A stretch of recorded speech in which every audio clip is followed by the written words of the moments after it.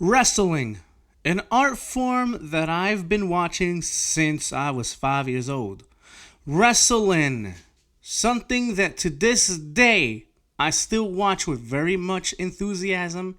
I'm very much interested in, and I am absolutely 100% invested into the product. No matter if you're talking New Japan, no matter if we're talking the new girl in town, All Elite Wrestling, I'm into it all. Matter of fact, I even follow WWE with all of the shenanigans going on backstage, with all of the foolishness going on backstage. I follow it all. I even follow independent wrestling circuits like Pro Wrestling Syndicate. Right? I mean, come on. It's wrestling. It's part of our childhood. If you're watching me, I'm assuming that wrestling, if you're someone that doesn't watch this anymore, I'm assuming that at some point you did. I still watch this, like I've noted. But what we saw yesterday, I just had to get on here and I had to get this off my chest. Because what happened yesterday is a miscarriage of justice. What happened yesterday it goes beyond the finger poke of doom. I'm sure you guys remember that from the WCW days. WWE managed to kill off two characters, a gimmick match, and Lord knows what else. Within moments' time, they managed to do all of this. Within moments' time.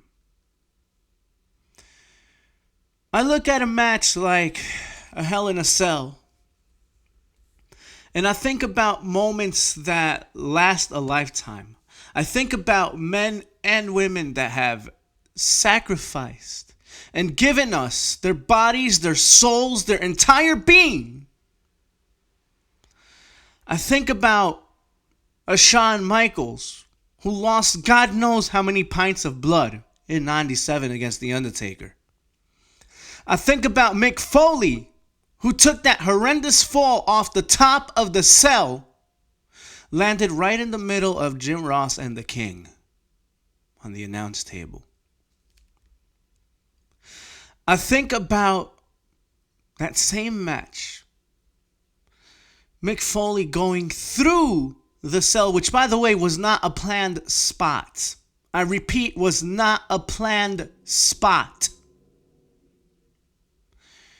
Went through the cell, and Lord knows if he has any recollection of what happened for the remainder and duration of that match. Folks, I also think about, when it comes to Hell in a Cell, the fantastic tag team match between the Usos and the New Day. Now, getting a little bit more modern here, right? Those moments are moments that stand out. What Becky Lynch and Sasha Banks did last night at Hell in a Cell. That was a moment in itself. Why? Because they did things, they were creative and did things that have yet to have been done during a Hell in a Cell match. But yesterday, that gimmick, yesterday, that match, it was all killed off. It was all killed off. When I think wrestling, I think about moments such as, and stories such as Macho Man Randy Savage, sorry about that, Macho Man Randy Savage and Jake the Snake Roberts. I think about Hulk Hogan and the Ultimate Warrior. Right? You think moments and matches. When I think wrestling, I think the NWO invasion of WCW. When I think wrestling, I think the Lex Luger moment during that first episode of Monday Nitro. When I think wrestling, I think about things that make me both smile and shed a tear. Because yes, unfortunately, death is part of this. Death is part of life. So I think about the death of Eddie Guerrero, of an Owen Hart. I think about the horrendous tragedies that occurred at the Chris Benoit household. I think about how I watched AEW last week, and tears came to my eyes as I heard Tony Schiavone's voice, because I thought about my brother, whom may God rest his soul, but my brother was a huge WCW fan and a huge Goldberg fan. I was more the WWF guy at that time. And hearing Schiavone's voice really filled me up with a lot of emotion, and the tears just came down my eyes. And you think about those moments. You think about legacies. But for WWE to go ahead and tarnish that in one swoop, there's no excuse for that, folks. There is absolutely no excuse for that.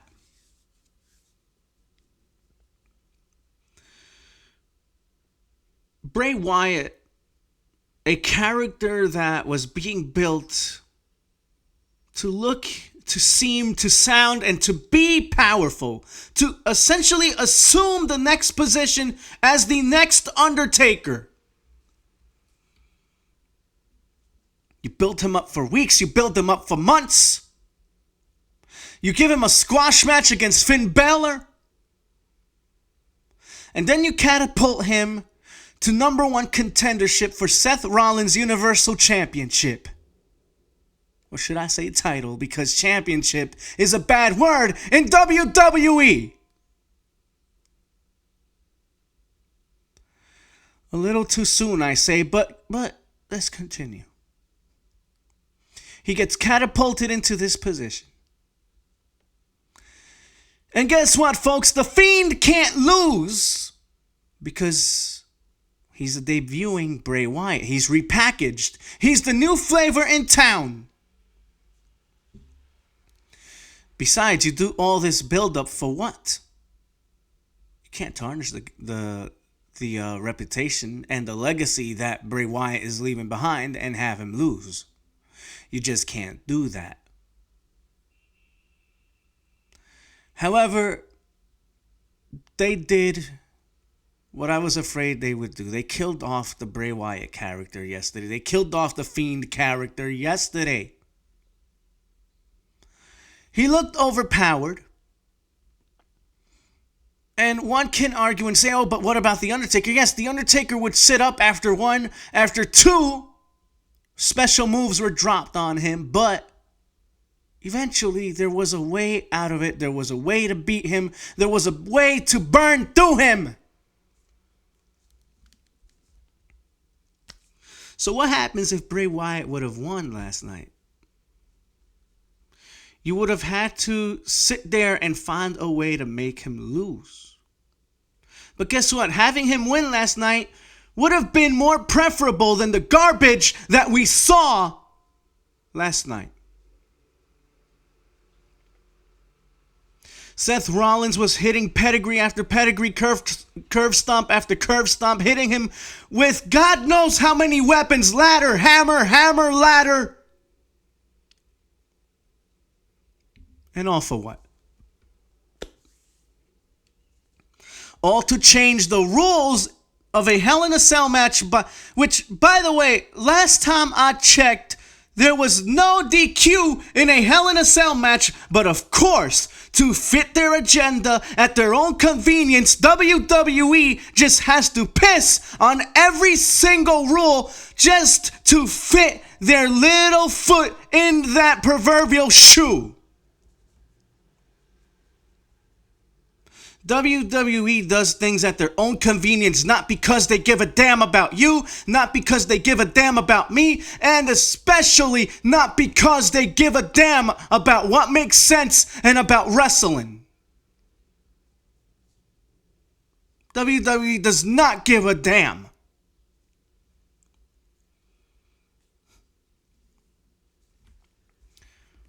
Unbelievable.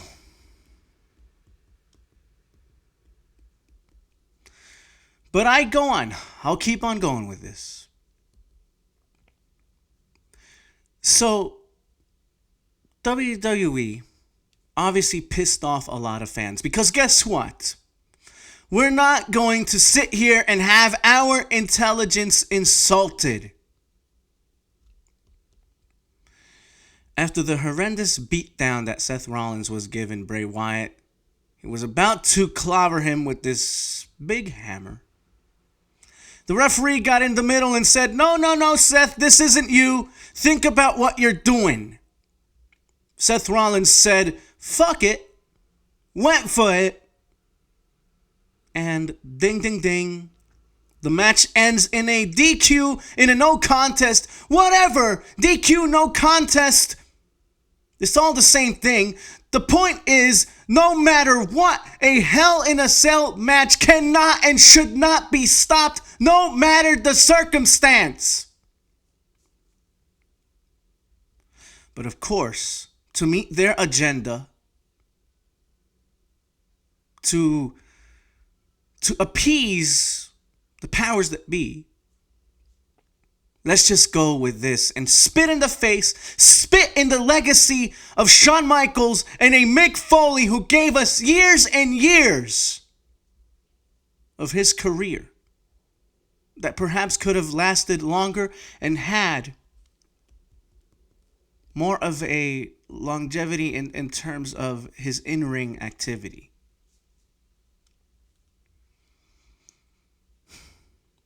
Unbelievable. At the end of all of this, Seth Rollins, heavy booing from the audience. And this is supposed to be a babyface. Heavy booing from the audience. Bray Wyatt, as they're tending to him, he miraculously gets up and puts on the mandible claw on Seth Rollins. Which, that's another thing.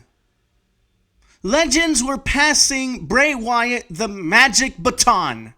They were giving him that brass ring that is impossible for many to reach under that WWE banner. Bray Wyatt was getting the rub, ladies and gentlemen.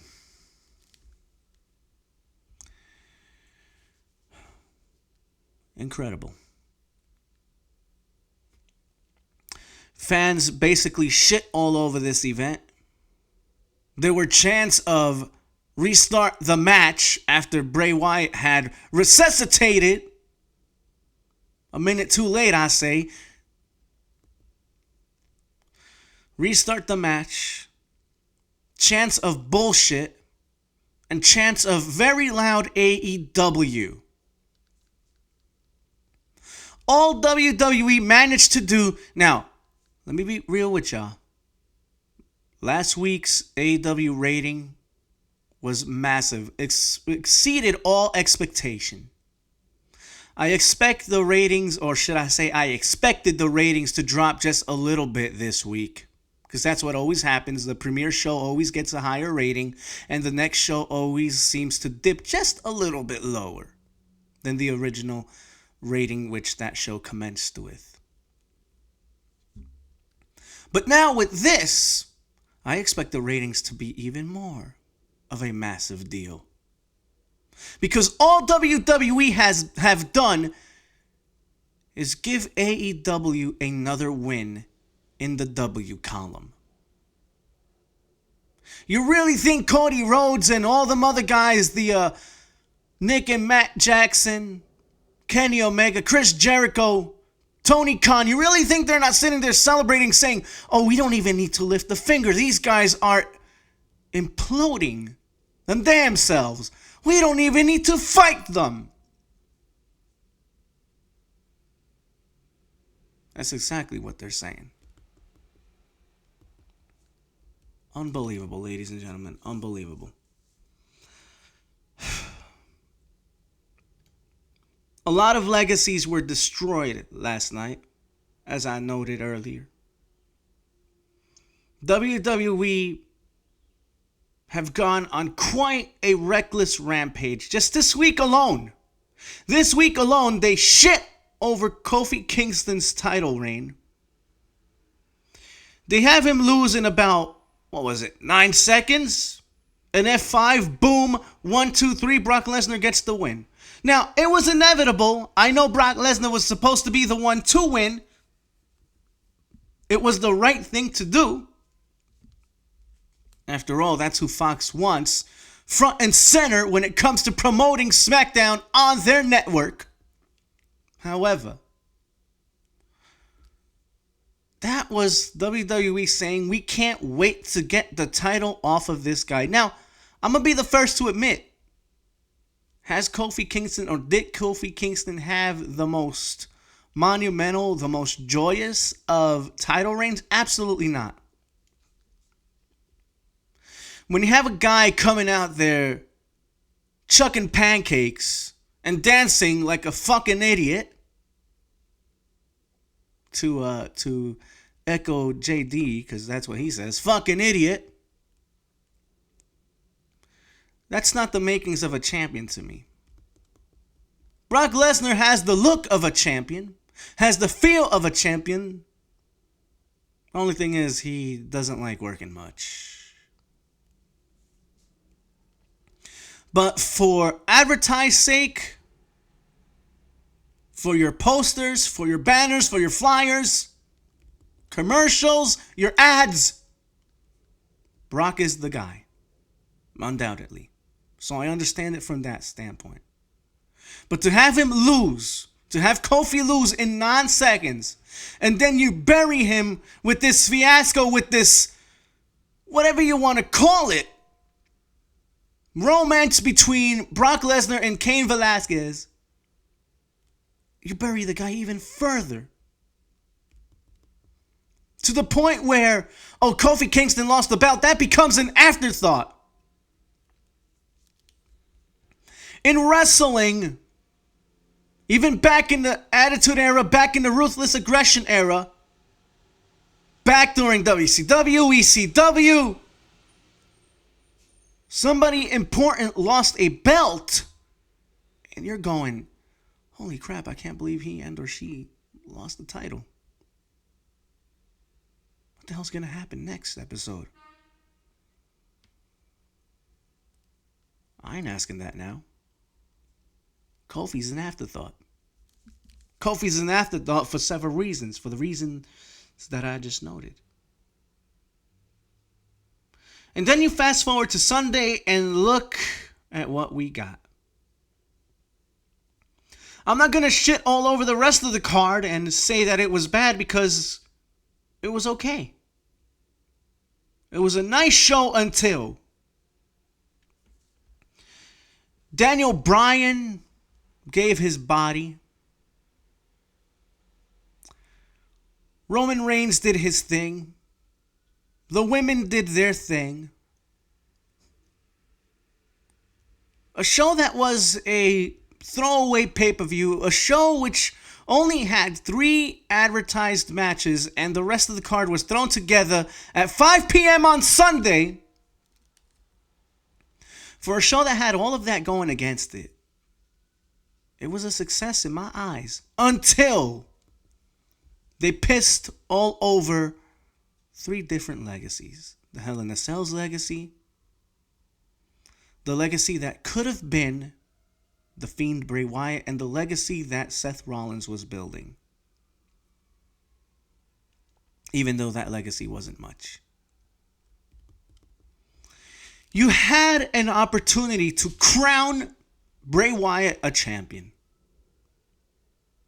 Sometimes, folks, you need to do things, you need to pull that trigger and execute at that first opportunity, at that first shot that you get. Because Bray Wyatt winning last night would have felt and would have been absolutely special. Now, if Seth and Bray Wyatt end up rematching, it ain't going to feel special anymore. Because the thought process is going to be, you should have done it the first time. That's going to be the thought process. Now it's a little too late. I have a choice of words, but I won't. I just won't. But they had their shot to execute, and they failed. As a wrestling fan, I refuse to let WWE kill my love for this. Now, I produce music. I've been involved with music since I was just a little boy, just as I've been involved with wrestling. And if there's one thing that I love as equally and sometimes as much than music itself, it's wrestling. I somewhat live, breathe, know this, and feel this. Besides soccer and football, wrestling's been the only form of entertainment that has made me cheer, get up from my seat, clap, and shed a tear or two. Wrestling is so significant to my life that a lot of friendships, a lot of the people that I talk to on a daily, whether that text, on Facebook, on Twitter DMs, phone call, many of those friendships have been established through wrestling. Matter of fact,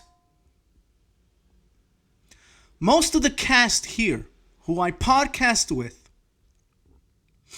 most of them are people, are bonds that have been established through wrestling.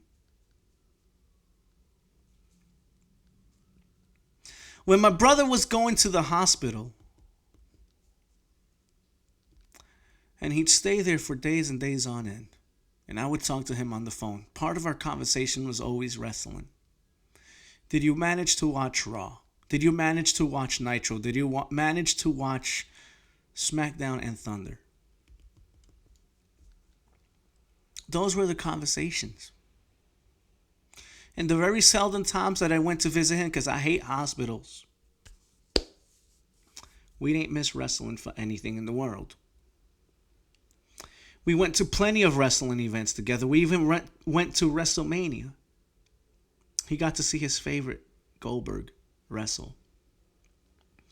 Even though the match left a lot to be desired, the fact that my brother got to experience and see Goldberg,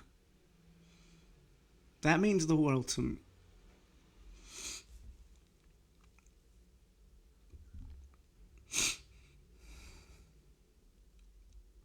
But I refuse to let WWE tarnish my love for wrestling.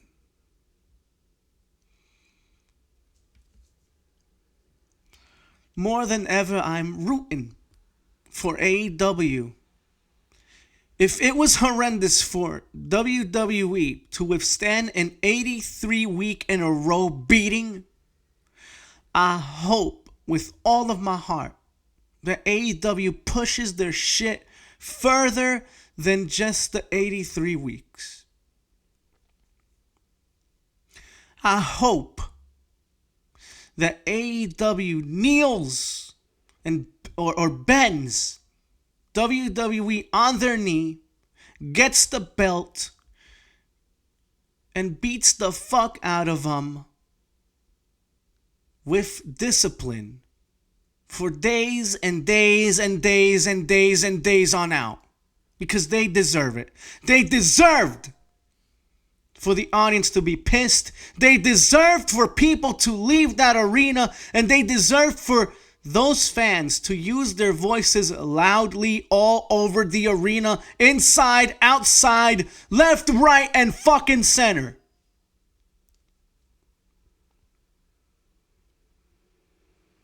Unbelievable, folks, what happened here. Unbelievable.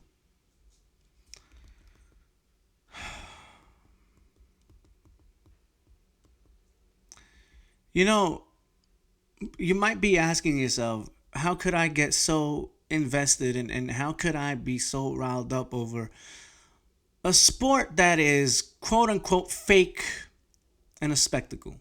To WWE, this is a spectacle because that's all they freaking believe in. That's all they go for. First time ever. The moment. Even though there ain't that many moments being created by them douchebags. But then you have New Japan. Then you have AEW. Then you have Impact. And then you have the new reformed NWA, who treat wrestling with the utmost of respect. Not WWE, though. WWE looks to say, F you, flip the bird, and not give a damn about us. The Fiend character, dead. Seth, dead. Has been dead, but now is even more than just dead. Hell in a Cell, dead. Thus, the legacy of The Undertaker, Mick Foley, even Triple H, even Rikishi, all that down the drain. Unbelievable. But again, I refuse to let WWE kill my love for wrestling. I refuse it.